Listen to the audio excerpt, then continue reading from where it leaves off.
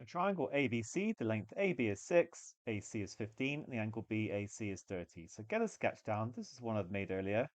I've actually drawn it quite accurately, but you don't have to. You just got to get the kind of, the right dimensions going on. The reason I've drawn it accurately is to discuss part B, and I can try and explain why it's happening.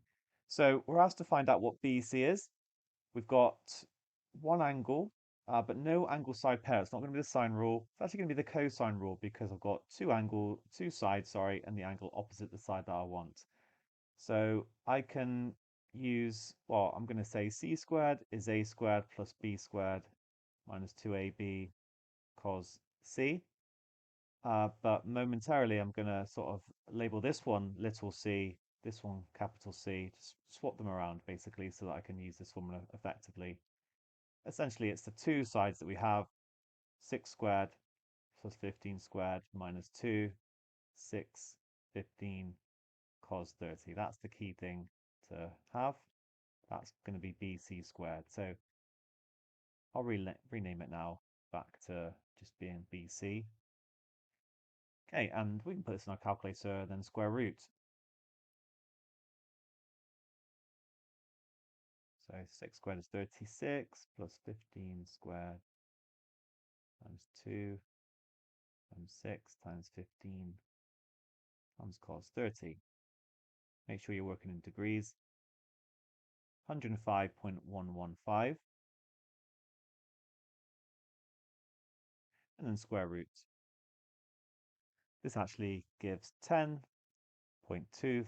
which becomes 10.3 centimeters.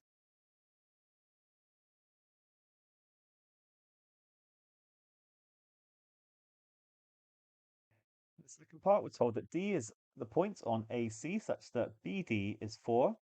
So I'm just going to draw a line in that I think is about 4. Now I'm asked to calculate the possible values of ADB. So maybe there's more than one. But let's just focus on this triangle on the left. I've now got an angle side pair, the 4 and the 30. And then I've got D opposite the 6. So I can say that use the sine rule now, sine angle ADB divided by 6 is sine 30 over 4.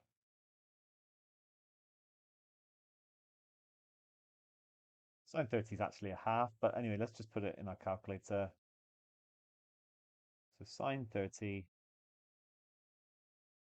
over 4, but then we'll be times in by 6. I'll put it here, 6 sine 30 over 4, which gives 3/4.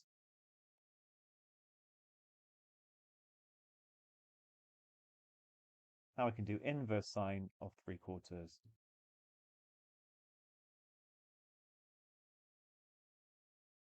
Which gives 48.590. I can see from my drawing, actually that doesn't quite tally up because I've got an obtuse angle and I have actually drawn it accurately. That's because there is another solution. If you draw your sine graph, you can see it.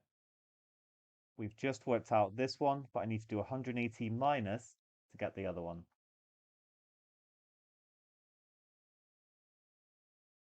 So another angle with the same sine value, 131.409.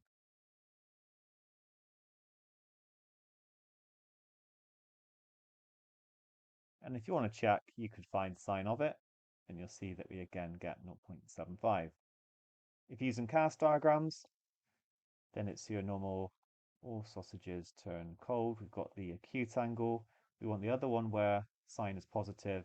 So we need this here, and these two are the same. That's why, again, it's 180 minus the angle.